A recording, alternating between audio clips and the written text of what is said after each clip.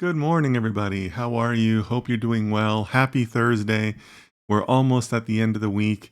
And also, we are now at the beginning of May. So, welcome to May.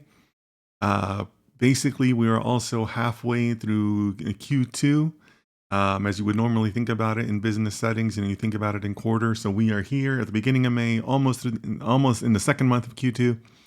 And more importantly, more special to me, is today is also my 1 day anniversary. Excuse I said 1 day, 1 year anniversary of starting all my social media platforms. Isn't that crazy how fast a year can go? But today is my 1 year anniversary, guys. If you can believe that, that's crazy. And I know this for a fact because prior to May 1st of last year, I was under a very strict social media policy. So I really didn't have a lot of social media platforms. So I am positive that I started everything on May 1st because that's when I was released from my social media moratorium. And here we are, 1 year later on May 1st. I can't believe it. I can't believe it. This is crazy. So thank you all for that support. Thank you all for the love and the likes and the shares and all that good stuff, all the great feedback you guys give me, and for the time that we spend here on stream. Thank you so much for that. As I keep on telling people, I really thought that 400 people in the first year would be a success.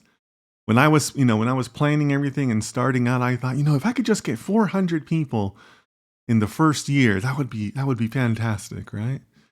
And here we are, more than 140,000 people across all the different platforms, almost 150 across the different platforms. I've met a lot of people, talked to a lot of people, had a lot of interesting conversations. I've been to a couple of conferences.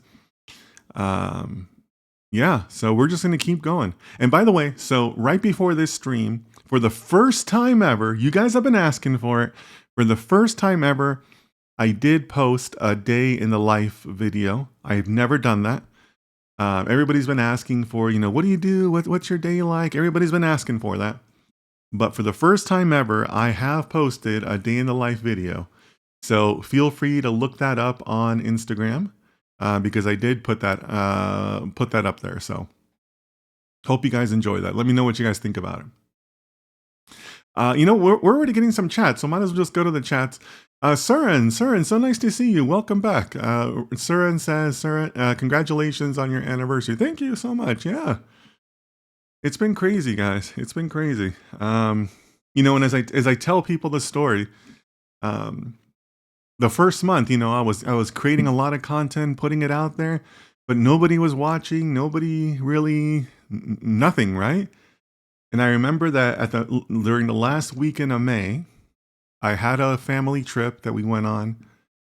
And that weekend, my Instagram went crazy. It was the first time I had a post go viral. And, it got me that got me my first 5,000 followers that week.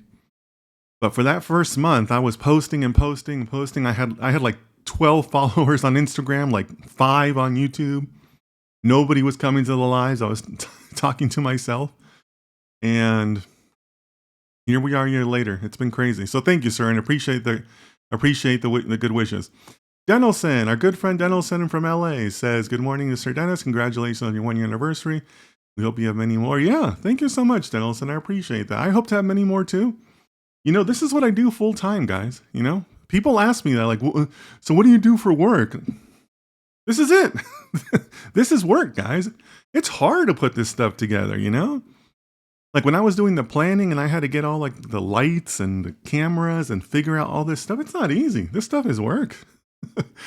But yeah, I'm committed to this, Denelson. I'm going to be doing this for the rest of my life in one form or another. I just want to keep out. I just love data science, and I want to gosh, I can't talk today. Keep putting out good information out there. That's always been the goal, and that's always going to be the goal. AP2 says, congrats, Dennis. I have been following you on YouTube. Oh, thank you so much. I appreciate that. Yeah. Lots of great followers on YouTube and on Instagram. So thanks so much. Appreciate the good wishes. Priyanshu. Hey, Priyanshu, how are you? Priyanshu says, hi, love from India. Well, thank you, Priyanshu. It's very nice of you, and I love all my Indian followers. I have lots of followers in India. India is my second largest demographic, I think, or geography, I should say. First one is still US, but not by much. India is right there in second. So really appreciate all the support and love from India. So hope you're doing well out there. I know that India can start to get a little warm this time of year, but hope you guys are doing well. So thanks so much, guys. And if you're in the chat, don't be shy. Feel free to say hello. Just say hi or let us know where you're from, whatever you'd like. But today, what I'd like to do is I'd like to continue our series on building my data science school. And as some of you guys know, I know some of you have been following me for a long time. I resisted the idea of doing pre-recorded content for a long time. I love doing the lives with you guys, and we're still doing the Sunday series. That's not going to change. But pre-recorded content just was always tough, and kind of a little bit boring on my end. But now with a lot of the AI tools and the avatars and the like the voice to text, voice to imaging type of tools that are available, I want to go ahead and do it. So I've started that effort, and I know some of you in the chat have already signed up. Surin, I know you've signed up. Denelson, I know you've signed up. Thank you so much. I'm going to start my own data science school. But here's the thing, guys. I want to prove that this idea is viable. So I'm running an experiment. I'm asking to find 1,000 people that want to sign up for the data science school. I want to see that before August 1st, because that's when I intend to launch. If I can't get that number, that's okay. I'll stop the idea. Maybe, try it another time. Maybe try it next year. Everybody will get their money back. Nobody's going to lose a dime. And, we'll go from there. But I'm optimistic that there's 1,000 people out there that want to do this. There should be, right? I'm going to be less expensive than Netflix in most countries, right? So if you're really serious about data science, I think people would be willing to sign up, be a founding member, and support the opening of the school. So we'll see. We'll see what happens. But one of the things I'm doing as part of that effort is I'm building the school in public. So that's the whole purpose of these live streams. I'm going to build the school in public. Last week, I thought we had some really good discussion about the curriculum and different ideas there, and I've incorporated some of those ideas. I'm going to be showing you guys a little bit of the interface that I'm using to create the school itself, like the software that powers the school, and then just kind of go from there, right? So what I'd like to do today is I'd like to bring up the curriculum that we had been working on last time. And then what we can start to do is we can start to fill out some of these portions of the curriculum. So let me do this. Let me put this up on the screen. Oh, I haven't shared out my classroom yet. Okay. So there's the classroom view. And I should probably bring up the school itself. So let me do that real quick.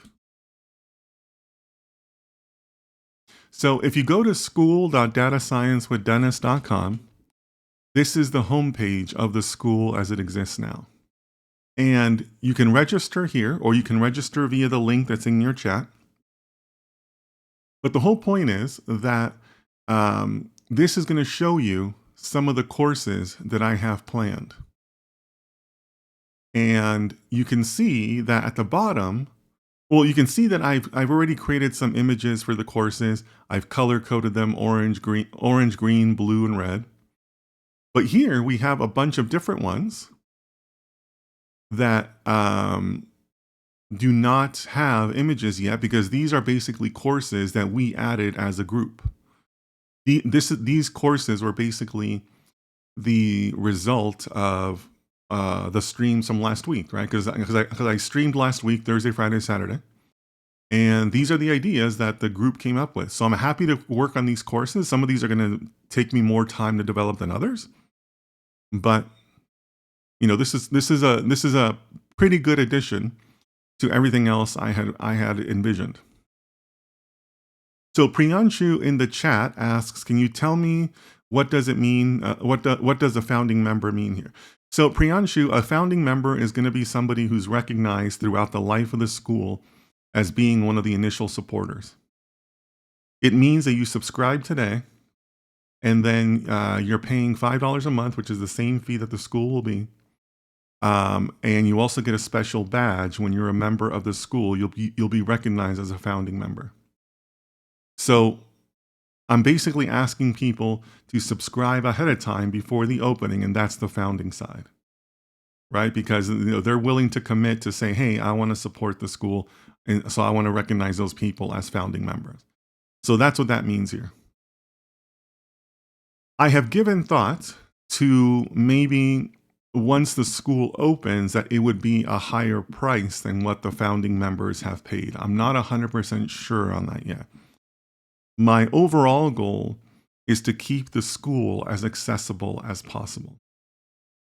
I know if you've attended the other streams, you've heard this statistic, but I want to share it with you guys because I think it's just a fascinating statistic. I did my own research on this. So obviously, I keep a close eye on my channel analytics, right? On the analytics of my followers that YouTube gives me, that Instagram gives me, that other sources give me. And I skew to a younger audience. The majority of my audience are males under 34 years old. And that makes sense because data science is a growing field. It's not a new field, but it's a growing field. A lot of young people are interested in it. So I'm happy to accept that I'm going to have younger viewers, right? My population is always going to skew younger, and that's cool. And by the way, I see this in other ways, right? I get a lot of viewers from North Africa. I get a lot of viewers from India. I get a lot of viewers from a couple of other developing nations.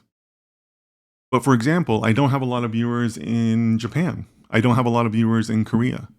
So in my mind, I also tie that to fertility rates because most developing nations have pretty healthy fertility rates, right? A lot of first world nations don't have healthy fertility rates. So if I'm willing to accept that, and I know that most of my followers are going to be younger, they're going to be in developing nations, then I have to price myself accordingly. So the statistic I found is I asked ChatGPT, and it gave me good sources. What percentage of the world's population is of the world population under 24 years old is living in a developing nation? And you know what the answer is? The answer is more than 80%. More than 80% of the global population under age 24, it lives in a developing nation. So I'm trying to make this all as accessible as possible, no matter where you are. So $5, that's less than Netflix in just about every country on the planet. Right? Because Netflix has different pricing across the globe, right? I think most people know that. At $5 a month, I am less than Netflix in the majority of countries. If Netflix costs less than that in your country, let me know, and maybe I'll make you a special offer or a special scholarship. But for most countries, I'm going to be lower than Netflix. Vivek, nice to see you. How are you? Vivek over on Instagram. Hi, sir. Good morning. Love from Nepal, currently NYC. Okay, cool. You're from Nepal, or you're visiting NYC, or you moved there? Let me know. I am new in data science domain. I choose this just because of my huge interest in calc and maths. Or maybe you meant code and maths. That's a good idea. Want to contribute via DS and learn more from you? Well, thank you. Thank you so much, Vivek. I appreciate you being here. I get quite a few viewers from Nepal. But believe it or not, Vivek, you're not my first viewer from Nepal. So glad you're here. Let us know how we can help. Actually, you know what? I haven't posted it in my Instagram. Give me just a second. So Vivek, over on Instagram, I just pinned a comment in the chat where you can sign up for the data science school. I'm trying to open on August 1st. If I can get enough interest. And yes, if you want to learn, if you're kind of starting from a from a base level, feel free to sign up. I'm also going to have more advanced courses as the school grows and develops. But glad you're here, Vivek. Just keep on coming back. Doodle Dad Lifts. Doodle Dad, I think you've been here before, so welcome back. Doodle Dad says, is there a course to teach data drivers for business needs, like explaining ML models? Doodle Dad, great question. So I wouldn't call that a course. I would call that like an overall theme that you would see. So for example, if I go back to my list,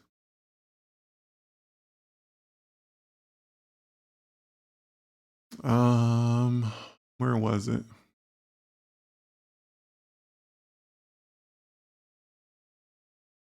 Here. So like, for example, if we're looking at the data science for executive section, or we're looking at the AI for data science section, I'm looking at this, agents for business. That was a suggestion that came out out of the streams last week. You guys came up with that suggestion. I think it's a great one. It'd be really hard to talk about agents for business without talking about like the underlying machine learning, or what are the drivers, or what are the business need drivers that create that need, or create those projects, right? Or if I'm talking here under data science project planning, same thing, right? It'd be really hard to cover that course and not touch upon that in some way, right? So I appreciate the suggestion. I don't see it as its individual course. It's just going to be a theme throughout. So that's how I would characterize that. And also, guys, I know there's a couple of you here that are probably seeing the curriculum for this first time. Just to be clear, the bold items that you see is not the course. That's like the grouping or the theme or the category of the course. The courses themselves are the individual bullet points. So another thing we could do today is we could start to fill out these items and start doing the sub items. Because in my head, I've already mapped these out as far as like, oh yeah, in this course I want to talk about this, and oh, I really need to teach this, and this is where it fits best, so on and so forth, right? So, Doodle Dad, if you want to suggest where that should go or what that topic should be called, I'm all ears. I'm willing to listen and maybe add it as a subtopic. You can see here, like in the continuing education section under data science, we talked about how to read white papers, how you evaluate new tools, how do you keep up with the AI changes. Those are all 3 items that people in the chat suggested. And again, these are subtopics. It's one course, but these are the topics that course would cover. So if you guys want to have something that you want to add, let's do that. I'm going to start by adding some of the ones that I have in my head. I just haven't like expressed them out yet, right? Vivek says, sure, sir. Thank you for your kind words. I moved here for my undergrad. Oh, very cool. Very cool. I lived in New York City for about 18 months. Well, in the greater New York area. I was on the New Jersey side. But yeah, great city to be a student in. So I hope you're doing well. I hope you're enjoying it. Summers in New York are beautiful, beautiful summers in New York. So I hope you enjoy that. I might go out to New York sometime this summer. There's a conference out there I might go to. I haven't really decided yet.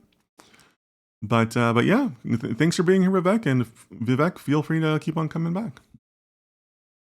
All right, so Doodle Dad says, I think the toughest thing for me is when stakeholders ask for what they are seeing as a metric. Why is that happening? And then struggling to decipher through the many models and explain them.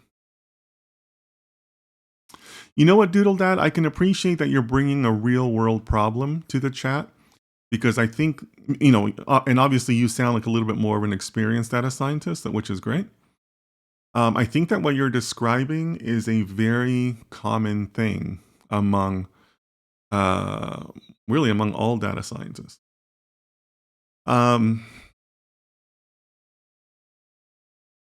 So I'm trying to find a way to express this. I think another challenge you would have, Doodle Dad, and give me some feedback in the chat. Let me know if this has been your experience. And I'm saying this for the benefit of everybody in the chat. what Doodle Dad is describing there, as far as you develop a model, you present it, you tell the stakeholders, hey, this is where I think we're headed, or this is what's happening, and the stakeholder says, whoa, wait a minute, what do you mean that's happening? Why? Super common scenario. You guys will 100% come across this. So Doodle Dad, the other complication in what you're describing is, how do you explain that in a consumable way? How do you explain that without sounding like a total geek, right? How do you explain that without losing your audience, right?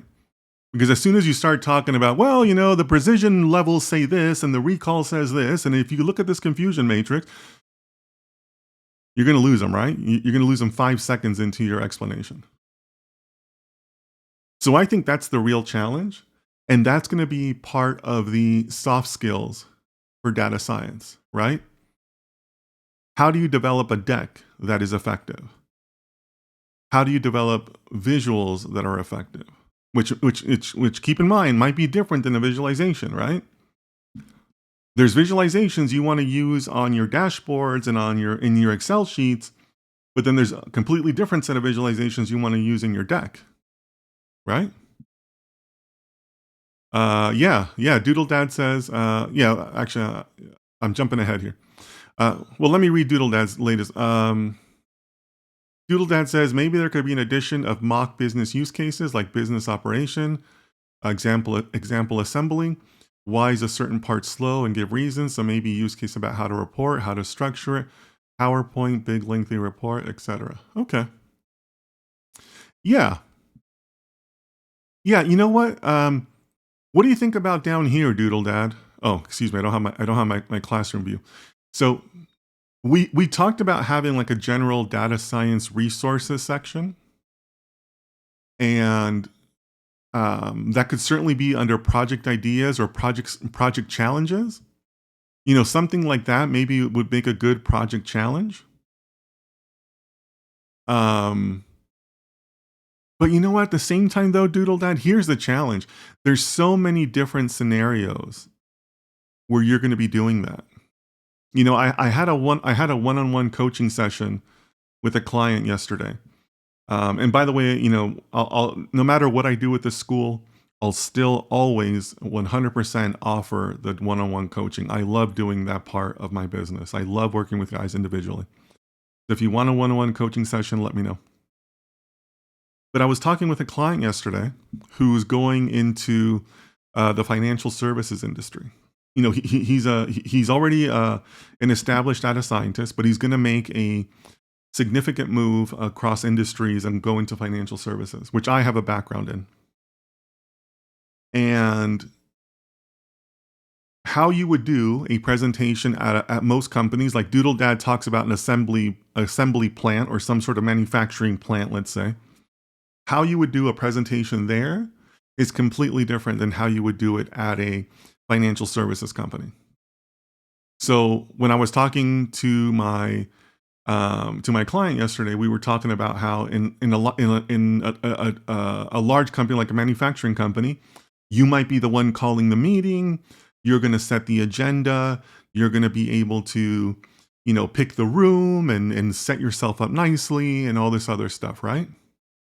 Maybe, pick assistants, to help you, have a video demo, whatever, right? You don't always do that at a financial services company. And you definitely won't be doing it the higher up you go as far as your presentation audience, right? You won't be setting the meeting. The assistants take care of that.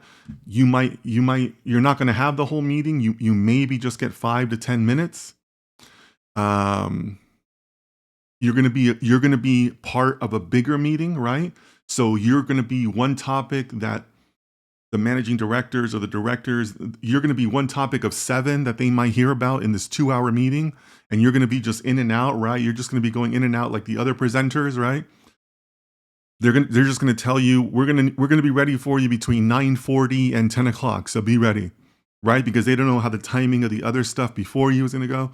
So that's completely different, right? That's a whole different setup. It's a whole different audience, and it's a whole different way of explaining things, right? Like, you got to be really careful in how you explain things to to the executives because they're usually not technical people, right? They're also the most likely to give you pushback, right? Because, coming back to Doodle Dad's initial post, they're the ones that are going to tell you, whoa, whoa, whoa, whoa, wait a minute. We've been doing the same sales for 20 years, like the same method of sales for 20 years. And you're telling me I got to change that now? Like, do you know how many houses and cars I bought by following my same sales process for the last 20 years? And you're telling me I got to change that now? You got here yesterday. I've been here for 20 years. What are you talking about? That's a hard one. What are you guys going to reply then? Put that in the chat. Right? What are you going to say then? Right? Who the hell is this data science guy? He got here yesterday. I've been here for 20 years. And you're telling me I got to change my sales process? Get the hell out of here. Right? You're going to get that. Like, that happens. Like, you're going to get beat up in meetings sometimes, right? That's the hard one. So think about that one, guys. Now, how do I teach that? I don't know. That's a hard one. Maybe that's why I like the one-on-one work so much, who knows, but how do you teach that? Not easy. Some stuff you're just going to have to live through, right? You got to get beat up a couple times to know how to survive sometimes, right? Rizwan joining us over on Instagram says, "Hey Dennis, I got the job as an AI intern." Hey, congratulations! That's awesome. I love hearing when people get jobs or find connections. Guys, let's do some emojis in the chat for Rizwan. Congratulations, Rizwan. Happy to see you. I know it's not your first time here. I know you've been a supporter in the past. So thanks so much for that. Rizwan, if you're comfortable, let us know a little bit about the position. Like, what does it entail? Who is it with? If there's stuff you can share with us, let us know. But congratulations. How long is it? Did you already start? Let us know, Rizwan, whatever you're comfortable sharing. But guys, let's give some congratulations to Rizwan. That's a cool thing. I gotta say, guys, it's pretty cool. When I see that, I've seen people who get jobs, who get internships. I recently coached a client through a new job change. As a matter of fact, they start the new job in a couple of days here. I'm coaching another client through a new job search. I get people messaging me telling me that my stuff helped, and that's really cool. So, I also get people who find each other on the Discord and they do research with each other. Or, I had two people get together to do their master's thesis together from completely different parts of the world. So that's really cool. But Rizwan, congratulations. Feel free to share anything else you'd like about it, or whatever you're able to share. Doodle Dad said, "Oh man, am I not getting that?" Sorry guys, I'm going to try to keep up with the Instagram chats. It looks like my chat program isn't always keeping up with that. And how's my YouTube chat? My YouTube chat's okay. All right. C Analytics says, "Congratulations, great job, Rizwan." Yeah, great job. Really happy for you guys. I get so excited when I hear you guys get jobs. That's awesome. Doodle Dad says, "Thank you, Dennis. I'm going to book on one-on-one." Yeah, sure. Would love to work with you. The one-on-ones are definitely great for stuff like this, where it's not necessarily like a simple answer. It has to be customized to what you're doing, to what your specific situation is with, the industry or the company or whatever it is. The example I'm giving from yesterday was very specific to this client because, they're making this transition. But other things, I'm happy to practice with you guys. I do role play with my clients. So happy to help. But yeah, if you guys want to give me some feedback in the chat, what are you going to reply? What are you going to say when you're standing up in front of 6, 7 other directors and managing directors? You're in there, you're presenting your latest model. Look at all the great work we've done. Our team has worked hard. We've got this great model with these results, and I got my visuals. I double checked everything. There's no spelling mistakes. I was on time. Maybe I'm wearing my best suit in a cool tie, and the managing director just just gives you a knockout punch and says, I'm not changing my sales process because this guy that just got here yesterday said I need to change it. What are you talking about? What are you going to reply then, guys? Not an easy situation.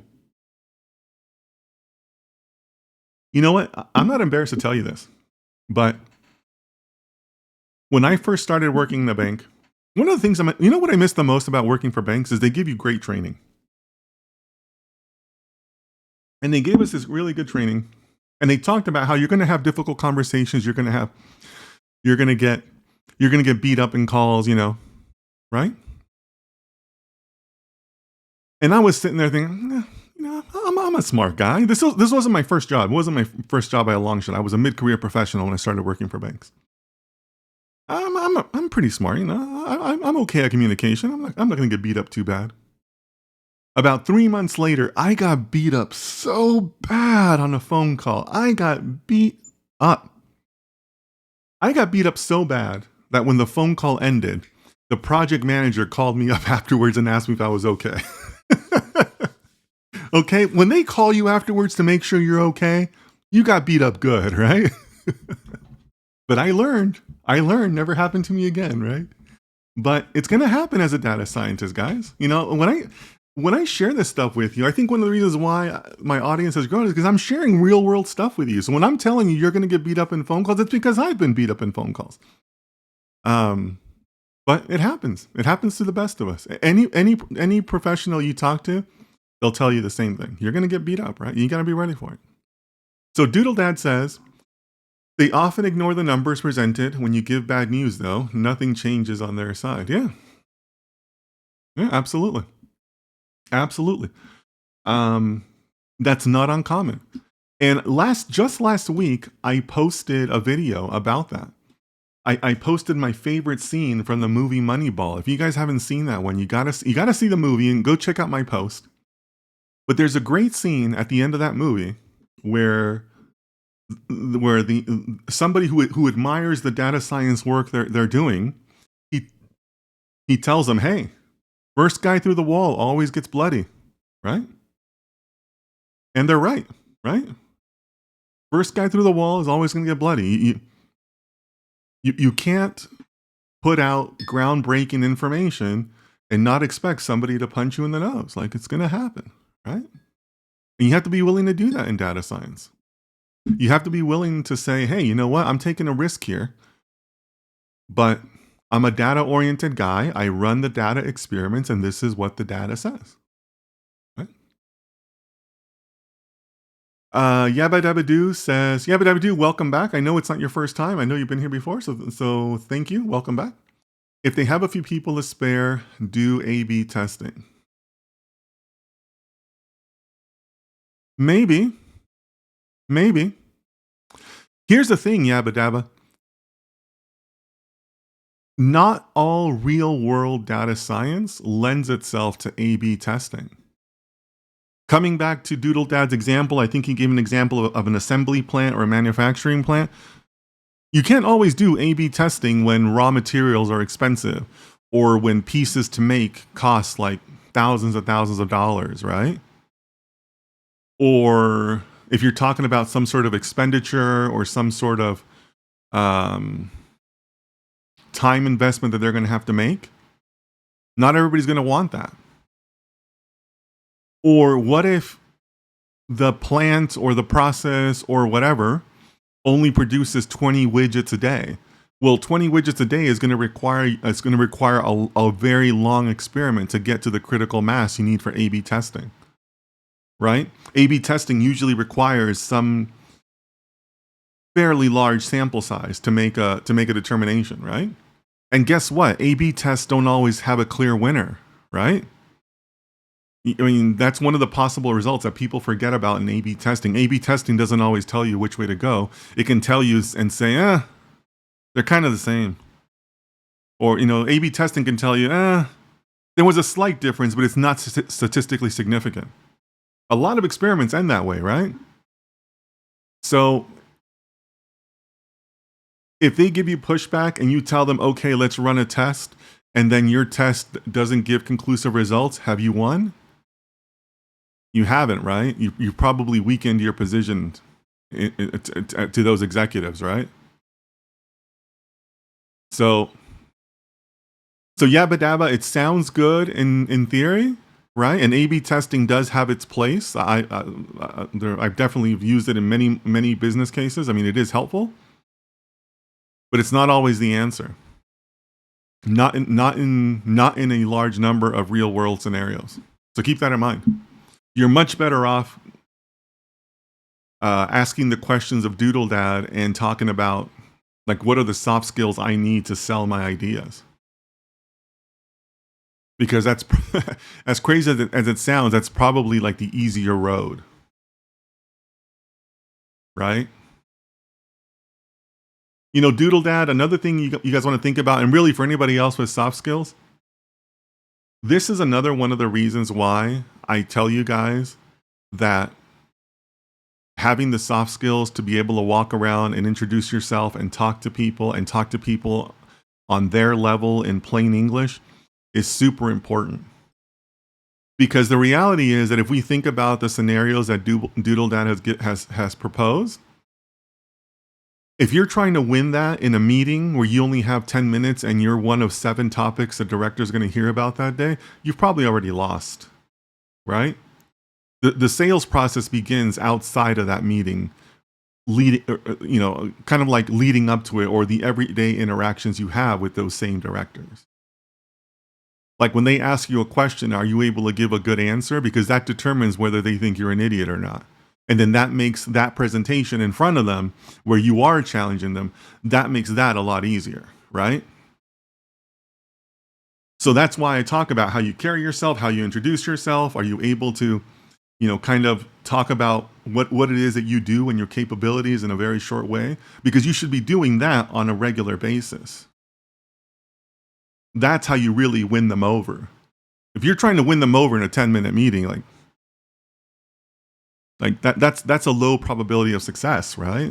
Don't do that. So something else to think about there, Doodle Dad. Doodle Dad has a lot of syllables. We got to come up with a easier name to say than that. But those are different things to think about. I have no idea how you encapsulate that and put that into a course. So we'll see.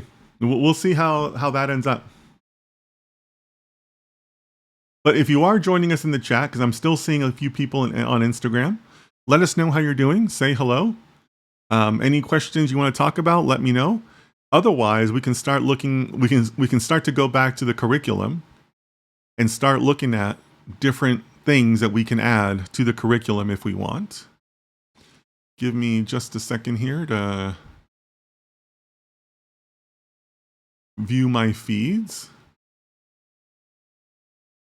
Yep, everything is going good on my feeds. So why don't we go and focus on this list? Let me start filling out some of the subtopics. Rafa, hey, how are you? Thank you so much for signing up for the course. Like I said, I know there's a couple of you guys who already signed up for the school. So Rafa, thank you so much. Denelson, who was the other one? Somebody else had, Surin, thank you so much for signing up. If you guys want to sign up, the link is in your chat. I'm looking for 1,000 people. I want to see that this idea is viable. If not, I will have to shelve the idea, but I'm going to stay positive. I think we can find it. And we're going to keep on doing these live streams. Hopefully people will see where I'm headed with this. So Rafa says, hi, Dennis. Would you say acquiring those soft skills is more challenging than getting good at more technical aspects of DS? 100%. 100%. The soft skills is very difficult, and the tech skills of data science have the barriers to that have greatly been reduced because of AI, right? Because I haven't talked about AI at all in everything I just said, right? So yeah, absolutely. The challenge of obtaining good soft skills has stayed up here, while the data science part, the technical part of it, as you say, has significantly dropped, right? And if you guys saw my interview with Ben Nee from Google, right? Google now has like like a data scientist in a box type of AI tool. So yeah, I mean now it's even just simple domain experts can use the data science side. So there, the level of skill there using a tool like that has definitely, of technical skill has definitely dropped. Whereas the soft skills has always stayed high, right? Because no matter what tool you're using or what model or what your models say, you're still going to have to present it to the decision makers, right? To the budget holders, to the people that are going to authorize you to have more a larger staff or whatnot, right? Like that's never going to change. Like you're not going to have a managing director all of a sudden take up data science. Like they're still going to need it explained to them. Like you're always going to have to explain your rationale or your interpretation of results, right? So yeah, Rafa, good question. Good question. Yeah, but the soft skills super critical, and they've always been critical, right? Because some people that were doing data science for a long time didn't have it, right? Like that's one of the reasons why you guys know that I'm really not a fan of PhDs, because they had terrible soft skills, right? Like I remember I remember I took over this one data science team, and you know I'm smart. I'm not going to come in there and just start making changes right away. I sat back, observed everything for like the first month. And I remember the first meeting, we had our meetings with the executives on Thursdays. The first meeting, the existing data scientists walked in, because it's like my fourth day there, right? So I wasn't involved in preparing for the meeting. They walk in, these PhDs, and they start putting up these confusion matrices up on the screen, talking about like the different decimal values and things like that. And it wasn't like color coded, it was just like a simple black and white confusion matrix. And I was looking over at the executives, and they were just like, they were lost, right? Eyes rolling in the back of their head. And I just came out of that meeting thinking, what in the world are you guys doing? From now on, no more presentations. I'll handle the presentations, because you got to be careful with that, right? You got to be careful when you do that. Um, Sometimes you're not going to get too many opportunities to present your results or to make that pitch for more time or more resources or more whatever, right? So super critical, super critical. Doodle Dad, I'm going to assume this was you. I just got a new request for a one-on-one consultation. Thank you so much. Really appreciate it. Look forward to working with you. Anybody else who wants a one-on-one consultation, the link is in it's in all of my profiles. But happy to work with you one-on-one for these types of times where you need something specific to you, to your industry, to your problem, to whatever. Okay? All right. So, yeah, Doodle Dad, thank you so much. Really appreciate that. Meeting booked. Yeah, look forward to working with you. I have some really, really great one-on-one clients right now. So, really enjoy that aspect of the work. All right, so why don't we we keep on getting derailed here, guys. So let's go back to the list of courses, and I'm going to start doing a brain dump of different things that I want to talk about in each of these courses. Now you're going to have to forgive me here because my ADD is going to take over here and maybe jump around a little bit too much. But also keep in mind that I got to hold some things back in these live streams. I want all of you to be surprised also when you join the school, right? So I'm not going to post every single thing I have in mind, but a good part of it. Okay. Basics of numbers. Can't talk about numbers without talking about scalar values, right?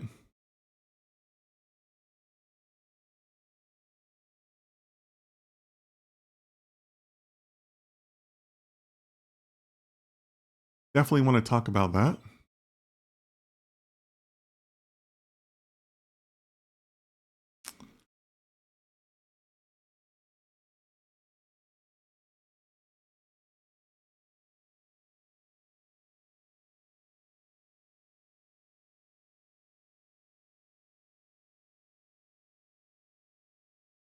One of the greatest math books I've ever read, um, it's Mathematics for Engineering. It's on my shelf back here somewhere. Um, it really changed me just by the first chapter alone, because the author is really good it makes a really good case for estimation, right? He talks about how so much of math is just coming up with an estimation. Well, excuse me. So much of math is really just refining an estimate, right?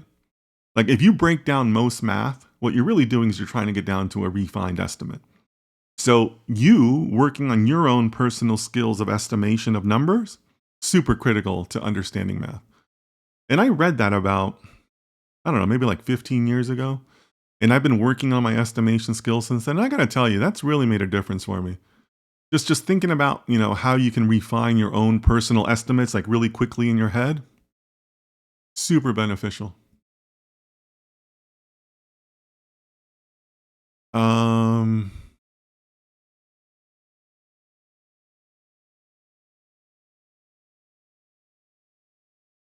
all right, so quick opportunity for participation. Who knows what MMR is? Put that in the chat. What does MMR stand for?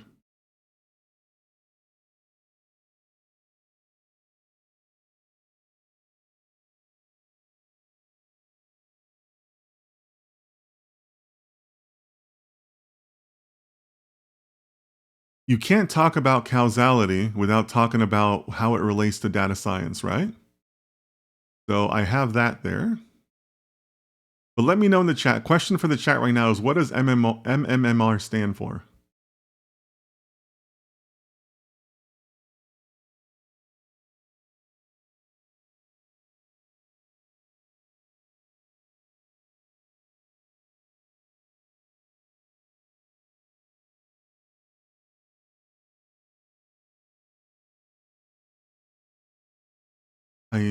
Let me see where else I want to go with this.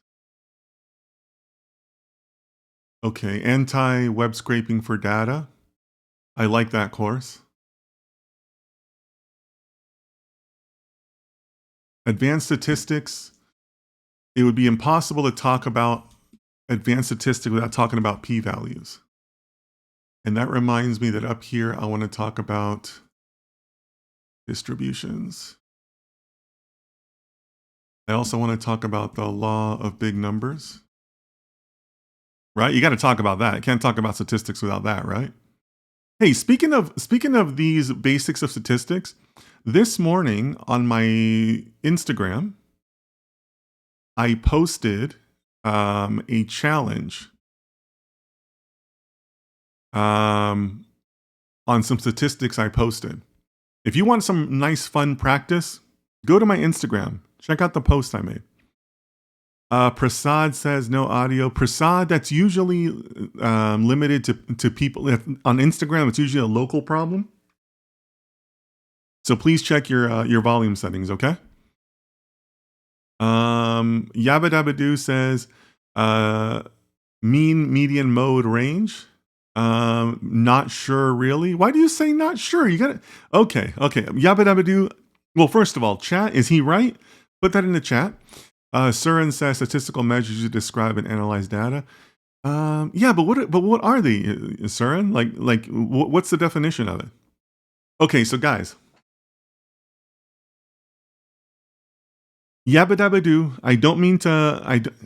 You know what? Yabba Dabba Doo has a lot of syllables too. You guys have some long names today. So Yabba Dabba Doo. I don't mean to pick on you, but we're going to come back to all the great questions and all the great discussion we've had about soft skills. Okay. So part of soft skills is having confidence, right? We got to have confidence in how we introduce ourselves, how we carry ourselves, how we talk to others, especially as data scientists, right? So you can't give an answer and say, not sure really. If you do that, your audience will eat you alive, okay? So as I've said before in some of my content, a lot of the skill of a data scientist is just being able to carry yourself as an authority on numbers and algorithms, right? You have to be able to walk into any room and say, "Hi, I'm Dennis. I'm your chief data scientist. I've been with the company for 3 years now. I lead a team of 4 really talented data scientists. And today I'd like to talk to you about the work that we've been doing, looking at your data and some of the results that we have to present to you, and some plans for the future that we think we'd like to share with you." Like, you have to be able to do that. You can't walk in and say, "Yeah, hi, I'm the data scientist. I got some slides for you. They might be good, they might not be good. We'll see. Let me know." You can't do that, my friend. You got to be in there. You got to give an answer. And if you don't know an answer, hey, you know what? That's a great question. I'm going to have to get back to you on that. Give me a data research and I'll have an answer for you tomorrow. But you can't be wishy-washy, right? Being wishy-washy is not a soft skill. So keep that in mind, guys. Doodle Dad says, for p-values and stats, maybe describing when you shouldn't do p-value stats for business use case versus when you should, like observation data versus controlled experiments and best practice. Yeah, I could see that.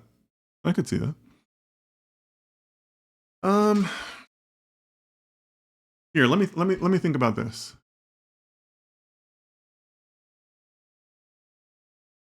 You know what, Doodle Dad? I'm looking at data science project planning, and I'm going to put in a topic of,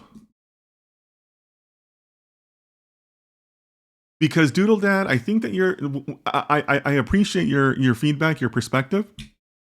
I think that what you're really describing there is not everything's a data science problem, right?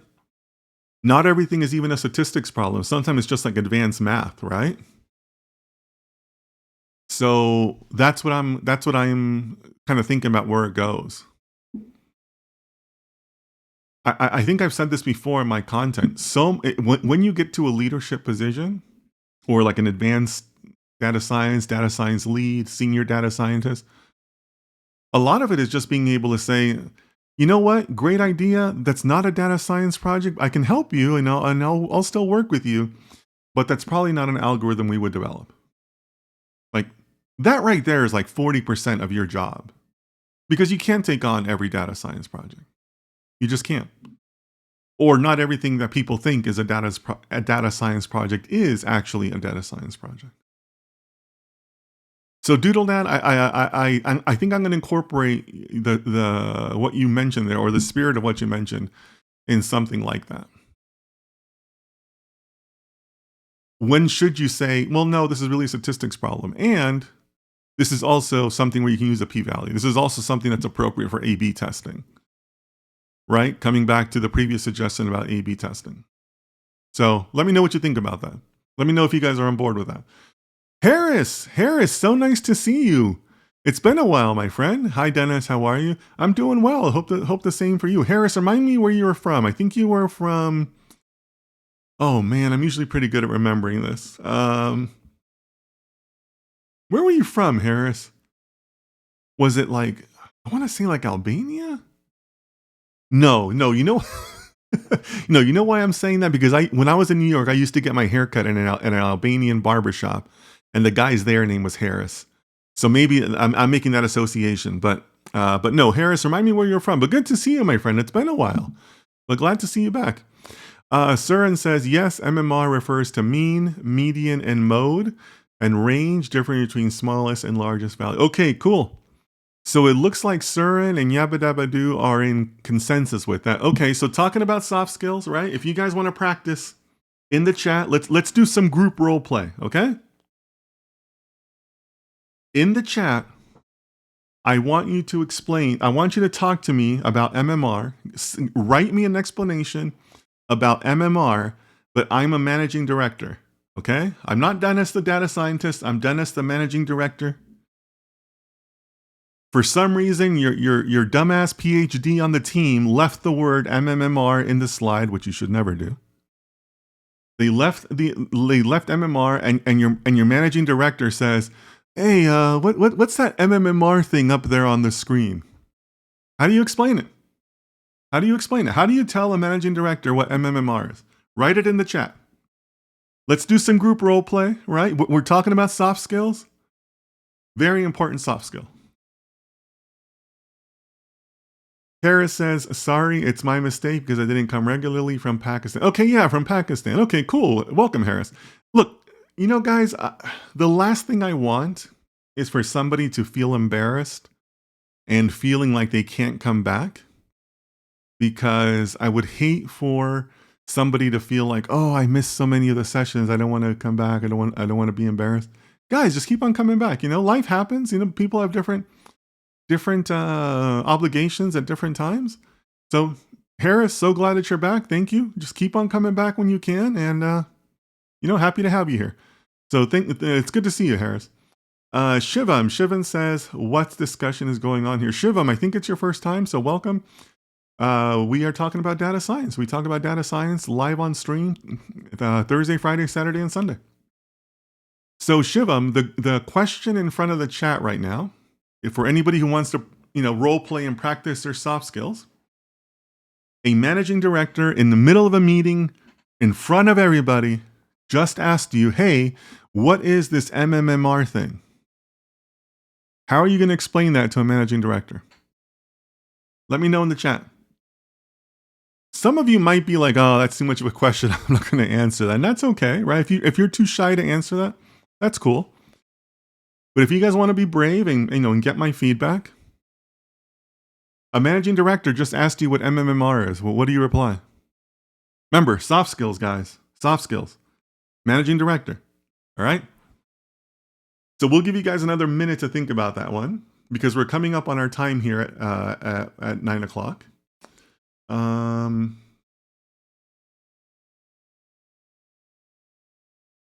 But what do you guys think? So let me keep on continuing here with the different items I want to talk about. Where was I? I was up here at anti-web scraping, technology, exploration. Oh, right. I was looking at advanced statistics, A/B testing, p-values. I want to talk about confidence intervals, but that's probably more basics of statistics. I have to talk about the students table at some time, right? Can't talk about statistics without the students table.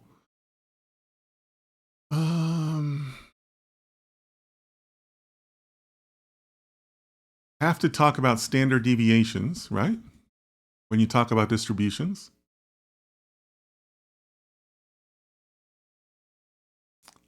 What else do I want under advanced statistics? Oh. T-testing.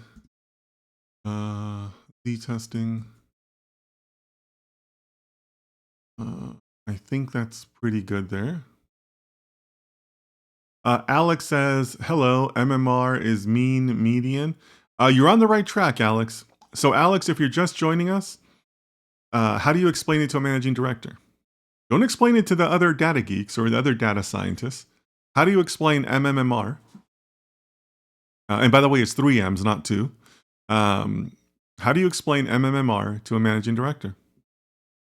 So Alex, that's the question the chat is thinking about right now. Let me know your answers in the chat, guys.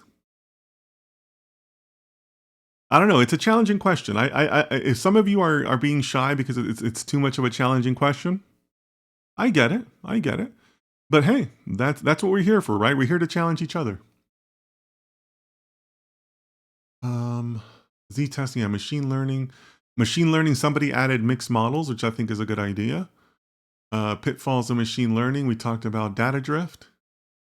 Okay, Doodle Dad. Doodle Dad, I love it. Doodle Dad is stepping up. He's taking the challenge. And Doodle Dad says, these are some tools we use to get a bird's eye view of our data before we dive in deeper, how the data is distributed, and a basic understanding of our population. Doodle Dad, you had me at bird's view. You lost me at distributed and population. Good effort though. I love the direction you were headed in, right?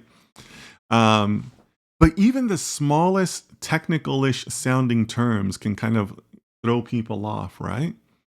But yeah, I like the fact that you're talking about the bird's eye view, right? It gives you a very high level sense of where the numbers are, right? So yeah, I think you're on the right track there. You're on the right track there. Anybody else? Last call for answers. So shout out to Doodle Dad for, stepping up, because it's not easy to share an answer like that, right?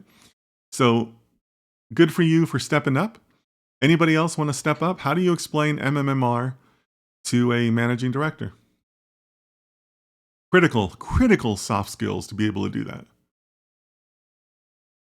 And by the way, realize that there's also a little bit of a like levels to the soft skill, because one level that we're practicing now is doing it here, like changing the words and changing the way you explain it, right? And we're doing it here in a chat and everything else. It's a whole other thing to do it in a hallway conversation. You're passing another managing director, or they see you at lunch and they quickly ask you a question. To be able to do it on your feet on any number of topics, whole different ability, right? So you're going to be walking by in the hallways or whatever, or riding an elevator with one of the directors, some of the big executives, and they're going to turn to you and they're going to say, hey, you know what? Last night on CNBC, they were talking about those Teslas and they said something about LiDAR versus like computer vision. What is that stuff? Like, I guarantee you're going to have conversations like that, right? 100% you're going to have conversations like that. So can you come up with that, like on your feet as you're walking, down the hallway with somebody, and can you meet them at their level and explain it in a way that they're not going to feel dumb, right? Not easy. Over on YouTube, Shorty says aglometric clustering. It was that year was Shorty. Well, first of all, welcome. I think it might be your first time. Was that an answer to the MMMR?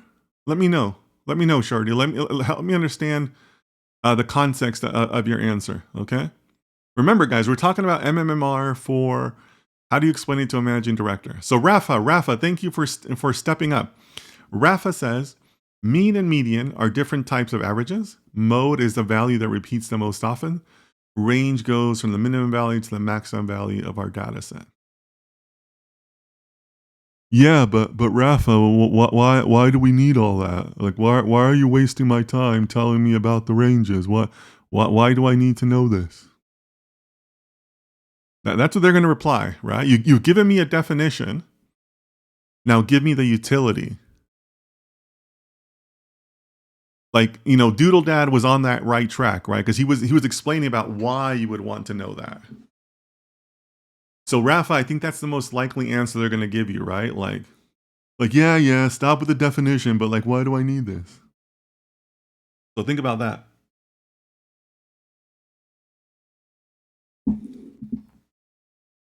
Last call for answer, guys. Last call for answers. We've gone a little bit over the time today, but that's okay. But look, I fully expect that some of you are going to walk away from this and have other thoughts or other curriculum items that you'd want added. So please feel free to message me, or feel free to just keep on coming back. I'm going to be streaming Thursdays, Fridays, Saturdays, and Sundays. Sundays, we're doing our series on neural networks. It is lesson 3 this week. We're going to be doing some coding this week, so that'll be fun. But yeah, feel free to keep on coming back. If you want to book a one-on-one session like Doodle Dad did today, feel free to do that too. I love working with people one-on-one. I walk you through, well, first of all, I do my research on you, try to walk in prepared. And then I give you a full report that includes my notes, maybe includes some things for you to think about, includes some planning for you. And, it's just something I really enjoy. My clients get a lot out of it. I have a wonderful, wonderful roster of clients now that I work with doing that. So if that interests you, let me know. Okay, So we're going to say Shorty is the last answer here. Shorty says mean reciprocal rank is a metric used to. No, Shorty. This is MMMR. So we've already established, as people have correctly pointed out, it means mean, median, mode, and range, right? Excuse me. I think any good statistician would know that, right? And data scientists are good statisticians. But how do you explain that to the average person? So Shorty, I think you may have come in a little bit later, but we were talking about soft skills, and this makes for an interesting soft skills challenge, right? I mean, how do you survive in a corporate environment being a data scientist without sounding like a big geek, right? Because nobody talks to the big geek, right? Nobody shows up to the math guys meetings. You don't want to be that guy, right? Nobody will talk to you. So that's kind of what we were working on. Manoj, so good to see you. Our good friend from Bangalore, India, says those are the brief representations of our data. Ooh, strong entry. Brief representations of our data. Yeah. MMMR are quick summaries of our data, right? So yeah, brief representations. I'm on board with that. Nice. Manoj coming in strong at the last minute. Coming in strong at the last minute with a great answer. Yeah, Manoj, I'm on board with that. Abdullah, nice to see you. Good to see you again, my friend. Hello, Dennis. This is Abdullah. I'm so honored to be part of 1,000 students. Hope you reach it before August 1st. Yes, Abdullah, thank you so much. Abdullah, you have indeed signed up. We have a couple of people right now who have already signed up. Manoj, Denelson, Surin. So thank you all for being supporters. I hope to reach 1,000 too. I'm going to stay optimistic, guys. I'm going to keep on having these sessions. I'm going to keep inviting people to come back. These sessions also help to keep me accountable, make sure that I'm making good progress towards the school. It helps you guys see that the school is actually happening, right? It's not just some pipe dream. This isn't Fire Festival, guys. I'm actually working on this, right? So yeah, Abdullah, thank you so much for your support, both of the school and my content. I know you've been a long time watcher, so thank you so much for that. But I'm going to stay optimistic that we're going to reach 1,000, but keep on coming back. If you want to keep on having a voice, keep on giving your feedback and how the school takes shape, please keep on coming back. You can also go to school.datasciencewithdennis to kind of see what I have posted and see how things are kind of headed and the direction that I want to go in. I think it's a pretty reasonable direction for data science. And I'm just going to stay optimistic. Yeah, so as I said, guys, today's also my 1-year anniversary of business. I finally posted a day in the life video, so go check that out. But otherwise, I think we're going to stop here for now. But really appreciate all of you. Keep on coming back Thursdays, Fridays, Saturdays, and Sundays. Same time, 1500 GMT. So whatever time you logged in today, I'll be here at that same time. But as always, guys, we live in a crazy, dynamic world, and I worry about all of you from India, from Pakistan, from the US, from all these great viewers that I have around the world. I worry about you guys. I sincerely do. So take care of yourselves, take care of your families, and I'll see you guys next time.